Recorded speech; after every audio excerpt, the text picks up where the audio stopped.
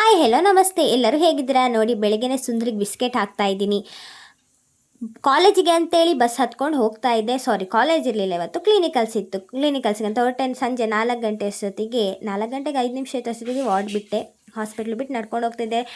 Bus ಸ್ಟ್ಯಾಂಡಿಗೆ ಬಂದು ನೋಡಿದ್ರೆ ಒಂದು ಬಸ್ ಇಲ್ಲ. ಅಪ್ಪ ಎಂಥ ರಶ್ ಅಂತೀರಾ.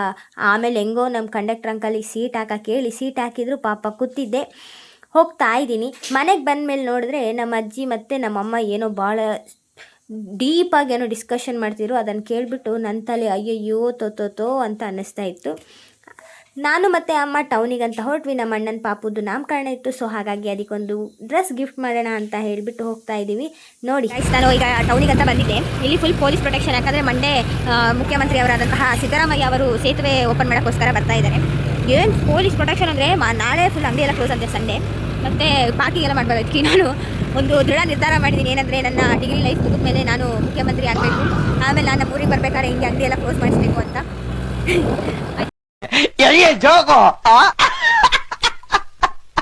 ನಮ್ಮಮ್ಮ ನೆಕ್ಸ್ಟ್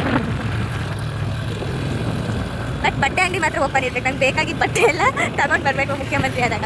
ಮೀನಾಕ್ಷಿ, ಮೀನಾಕ್ಷಿ, ಎಂಥ ಒಳ್ಳೆ ಮಕ್ಕಳಿಗೆ ಜನ್ಮ ಕೊಟ್ಟೆ.